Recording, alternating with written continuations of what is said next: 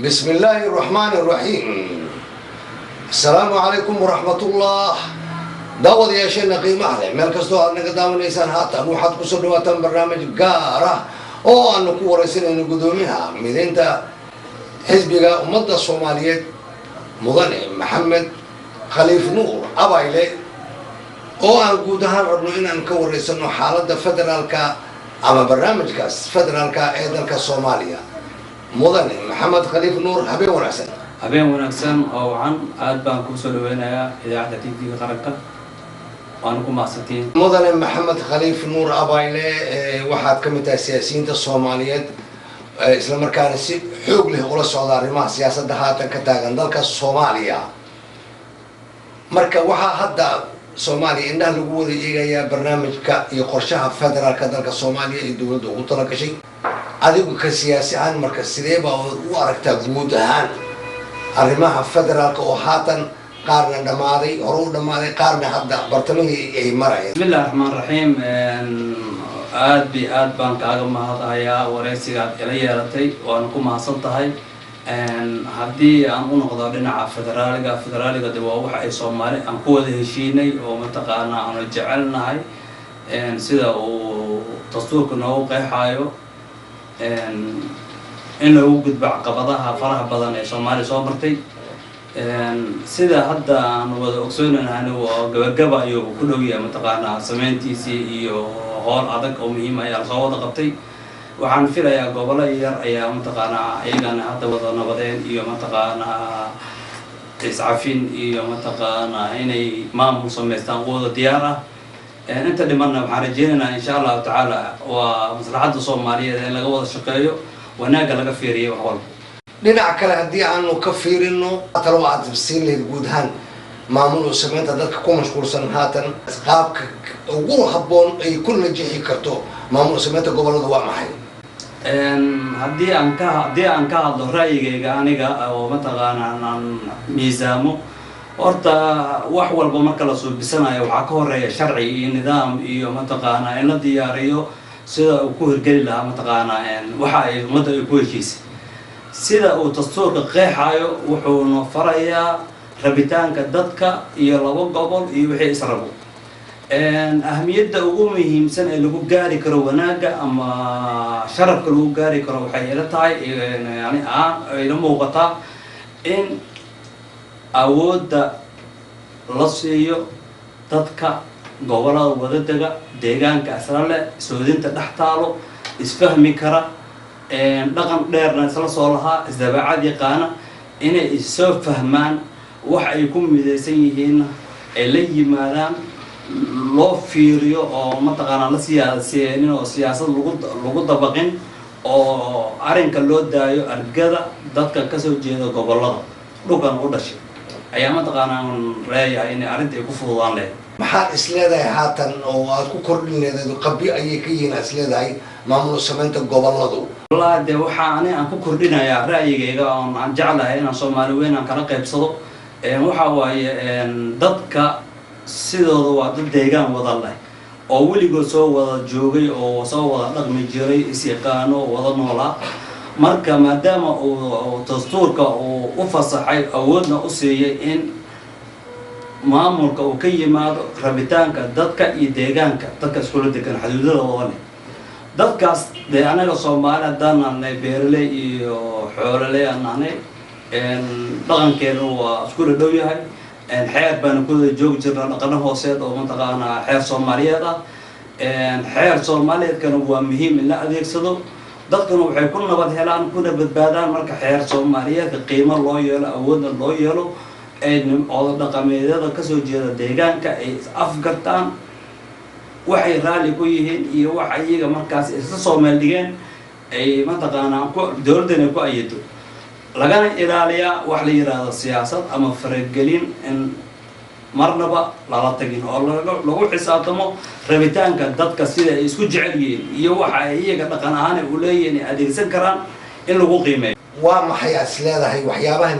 natiijooyinka ama uu leeyahay faa'iidooyinka laga dhaxli karo markii federaalka guud ahaan gobolada loogu talagalay loo sameeyo maamul sameynta la dhameeyo maxaa faa'iido laga dhaxli karaa isleedahay marka والله سيدا رأيك متقانا فدرال كسيس وعقبضها كنتي أي سومالي كجد بواس فدرال كوحلو أركي إن عقبض دي لو جد بو مركب ما دام الضغط لنا بديهيو أو قبل وأبود كيسي اقتصاد كيسي مالية كيسي وكل حساب تمو لكل لبدي ما ذو حد لو جد بكران النور كلا برواقة كلا متقانا استفهم محاط نقالي نوع maxaa wadankan ka soo baxay maxaa ka yimid maxaa wadankan u baahan yahay adiga waxaan rajeynayaa in dano badan oo muhiim ah oo mataqaana ay Soomaali aan jecelnahay inay ku badbaado inay ka soo bixi doonto marka ma waxaad isleedahay barnaamijkii hore u jiri marka oo ahay gobolada sidooda inay u taagantahay gobol in loo taagnaado in gobolada la isku aruuriyo hadba sidii deegaanada ama juqraafiga dhulka la isugu dhow yahay ama dadka isla degabo marka loo sameeyo maamul marka maxaad u malaynaysaa in ay xataa dawladda ama maamulka dawladdu ama dawladda dhexe inay u sahlanaanayso howlaha ay qaranka u hayso inay u fududaado wallahi deetaniyo anaga daan nahnay Soomaali waxaan u baabaanay ama u aruurnay oo nin walba oo Soomaali laga qaadi way qabiil federaaliga marka wuxuu sahlayaa sidii uu la shaqeyn lahaa habka dimuqraadiga maanta adduunyada adeegsanayso ayaa wuxuu noo sahlayaa federaaligi oo qabiil ahaan loo daboolay inaan kula saan qaadi karno caalamka marka waxaan rajeynayaa koleyba Soomaalida waa federaali qaadatay federaalku waa inuu muhiim waxaa markaa dhawaan baa la soo gudbiyey ama dowladaha dawladdu ay soo gudbisay gudiyada madax bannaan doorashooyinka garsoorka haddii aan leedahay xuduudihii iyo barnaamijyo badan oo dhawaan la soo saarayba taas oo la rabo in higsiga 2016 in lagu gaaro si mataqaan markaas doorashada guud loogu talagalay dalka Soomaaliya in ay ka dhacdo adigu sida u aragtaa marka barnaamijka higsiga 2016 wallahi waa rajeynayaa in wax loo baahnaa ay tahay oo muhiim ah oo mataqaana waxyaalihi bariishka lagu korayo oo mataqaana lagu tagi lahaa in ay tahay mataqaana garsoorkaas oo la mataqaana la xoojiyo muxuu ahaa goboladii oo mataqaana la dardargeliyo oo mataqaana ay si fudud ay arrimaha ay ku saleysmaan oo federaalkii soo xiro si loo ay u timaado doorasho xor ah iyo xisbiyo oo mataqaana madax bannaan oo mataqaana soo sharci kara oo mataqaana kasoo qayb gali kara siyaasadda loo aas-aasi lahaa oo waxa mataqaana ay Soomaali u socoto waana muhiim waa shayga kaliya oo maanta ay Soomaali ay mataqaana aan rajeynayo inay mataqaana ku najixi doonto mar haddaad sidaas adiguba aad u sharaxday marka waxaad u malaynaysaa inuu yahay wax loo baahnaa marka adigu damac ma kaaga jiraan israado higsiga inaad ka qayb gashid musharaxnimo ma qorsheynaysaa barnaamijyada saas oo kale horta aniga waxaan ahay gudoomiye xisbiga mideynta ummadda Soomaaliyeed waa xisbi siyaasadiisu ay caddahay waa xisbi mataqaana ka tarjumaya maanta ama dareemay xanuunka Soomaalida dareensan dhibaato badan kala soo qaatay Soomaalida ogna maanta boogta halka ay ku taalo ayaa waxaan aniga aan u soo istaagay inaan ka qayb galo doorashada 2016 inaan ahayno musharax Soomaaliyeed oo mataqaana xisbiga mideynta ummadda Soomaaliyeed oo xisbi ku saleysan midnimo Soomaaliyeed oo siyaasadiisana ay u banaan tahay qof walba oo muwaadin oo xirkas ah oo Soomaali aan ku soo dhaweynayo una daneynayno dadkeena walaalaheena ehelkeena oo maanta mataqaana duruufaysan dhibaato badan maanta ay Soomaali meel walba ay ku haysato mashaakilaad badan ay jiraan ayaa waxaan gartay aan u soo istaagay midnimo inaan Soomaali aan u horseedo xisbigeygana waxaan rajeynayaa haddii aan ku najaxo inaan mataqaana waxyaalo badan aan ka bedeli doono arrimaha Soomaaliya waa tahay marka maxamedow marka mar haddii 2016 la tago oo rabbiga nagu soo inaan gaarno barnaamijyo badan oo dawladda Soomaaliya ay ugu talagashay si aan loogu dhigtoonin qorshaha guud ee mataqaana doorashooyinkaas oo ah one man one vote ay tahay marka wax badan baa marka laga maarmay baa umaleynaya sida 4.5 wixii lamid ah sida dad mataqaana qaybsi wax la dhaho in laga maarmi doono marka arrintaasi door weyn ay ka qaadan kartaa baa umaleynaya Soomaaliya himilooyinkeeda inay gaarto wallahi saan rajeynayo waa wax muhiim ah sababtoo ah wixii loo gudbaya 4.5 waxa mataqaana Soomaaliya ku qanacsaneen oo macnaha xaldoon loo suubiyay ahayd xaldoonna waa xaqdaro ahaa nin walba codkiisa inuu mataqaanaa dhiibtana waa muhiim ummadda Soomaaliyeed ay anfacayso waxaan usoo istaagay oo mataqaanaa raadinayo waxa cod Soomaaliyeed oo buuxo mataqaanaa inaan ku qabano waxna ku sameysano waxna mataqaanaa isku maamulno xukuumad waafiya oo nadiif ah oo salaysan oo mataqaanaa midnimo ah insha Allah ta'ala aan ka sameeyno waddankeena waata marka ugu dambeyntii adigu maxaa talahan u soo jeedinay gudaha dadka ku howlan maamul sameynta gobolada Soomaaliya ergooyinka hadii aan lahayn gudiyada dib u heshiisiinta hadii aan lahayn meel badan waxaa jirto inay ka soo dib u heshiisiin inay ka socoto wallahi aniga hadda aan talahan waxaan ku darsan lahaa macnaha aan codkaygana uu muhiim u kan yahay gobolka Hiiraan dadka degan Hiiraan waa dad walaalo ah waa dad eela waa dad soo jireen ah oo mataqaanaa federaalka ka weyn Soomaali maalintii asaasantay deegaanka dhulkaas is yaqaana wada noolaa xaduudadooda u kala baxsan yihiin dhaqankoodana uu kala baxsan yahay احترام شرف متقانا وناك Soomaalinimo lagu yaqaan gobolka Hiiraan waxaan fadlan aan ka codsanayaa dadka ama argada fadhisa shirka nabadeynta gobolka Hiiraan inay adeegsadaan xaqiiqda oo saxda ah oo waxa jira oo asaliga inay qaataan in ay siyaasada ay ku xirin nabadeynta dhaqankii Soomaalida loo noqdo dadka isqiimeeyaan iswanaajiyaan isharfaan sababtoo ah waxay soo bisanayaan wax lagu dhaqmi doono oo wanaagsan ay soo bisanayaan xaqdara hadii lagu heshiiyana de waxa adoo weel doleeran wax ku korsatay waa weel doleeran wax ma karanayo weelka oo hadda Hiiraan yaalo si fiican haloo xiro si nidaamsan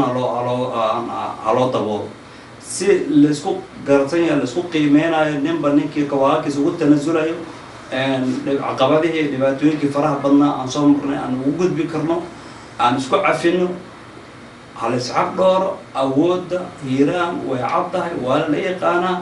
sida wanaagsan ee sharafka leh oo gobolka Hiiraan taariikhda uu ku leeyahayna ala suubiyo saas ayaan dalka aan ka soo jeedo gobolka Hiiraan aan ugu baaqayaa mideeda kale waxaan rabay haddii aan ku ziyaadiyo gobolka Hiiraan waxa ka jira dhibaato fara badan qaasatan degmada Buluberde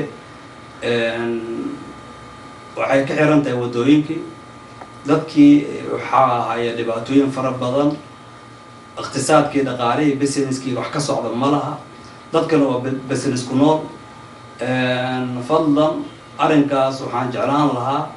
in odayaalka Hiiraan ay u istaagaan si wax looga qaban lahaa dawladana ay ku kaalmeyn lahayd dhibaatada gobolka Hiiraan qaasada degmada Buluberde saaran dhibaatada baahida laga soo sheegayo macaawina in la gaarsiiyo dadka aad bay ugu baahdaran yihiin aad bay ugu dhibaataysan yihiin iskuma gudbi karo iskuma adeegi karo wax iskuma dhiiban karo marka fadlan dad baa halka ku baabaayo mid muhiim ah aan u baaqayo dadka ka soo jeeda gobolada Hiiraan qaasatan degmada Buluberde waxaa jirta dhibaato aad u saameysay shacabka ku noolaa degmada abaaro badan baa ka jira gargaar xumaa ka jirta hay'ada NGO oo ka shaqeeya ma jiraan fadlan waxaan ka codsanayaa anoo la hadlaya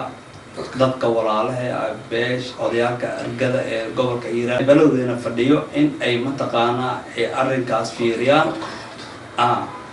in dadka arrinkaas ay fiiriyaan dawladana waxaan ka codsanayaa waa dawladeeyani oo aysanayno dooranay arrimaha noocan iyada ayaa mataqaanaa inay wax ka qabato loogu baahan yahay dadka Hiiraan ma haystaan gargaar ma haystaan macaawino ma haystaan isbitaallo ma haystaan daawooyin aad baa loogu dhibaato qabaa fadlan waxaan ka codsanayaa dawladda sida ugu dhaqso fudud inay noogu soo jawaabto gobolkaas qaasatan degmada Buluberde dhibaatada taal fadlan hay'adaha NGO-yada caalamka hay'adaha qeyriyada waxaan ka codsanayaa iyagana inay mataqaanaa wixii gargaar oo walaalnimo ay la soo gaari karaan degmada Buluberde inay la soo gaaraan aad iyo aad ayaad u mahadsan tahay kaasi wuxuu ahaa gudoomiyaha xisbiga mideynta ummadda soomaaliyeed maxamed khaliif nuur abayle oo aan kusoo qaadnay barnaamijkan caawa islamarkaana isagu marti noogu aha stuudiyaha telefishinka qaranka ee soomaaliya uu ku leeyahay magaalada jidda ee dalka sacuudi arabiya oo guud ahaan kaga wareysanay arrimaha federaalka iyo maamul samaynta gobolada dalka soomaaliya inta barnaamijka mid lamid leh aan dib ugu kulmi doono waa cali kuusoo idin leh nabad geliyo